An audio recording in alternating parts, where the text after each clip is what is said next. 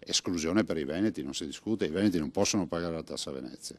Luca Zaia è lapidario.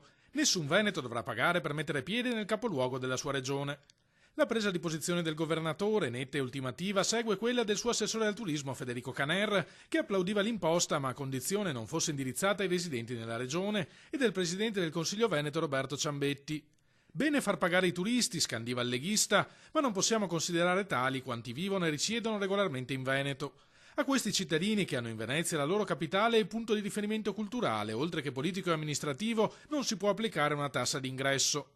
Non solo i veneti, ma tutti gli italiani dovranno essere esonerati dal pagamento, rilanciano dal Movimento 5 Stelle veneziano. Nessuno di noi sapeva di questo provvedimento, confessa ai suoi compagni di partito la senatrice Orietta Vanin. La Lega con noi del Veneto non parla.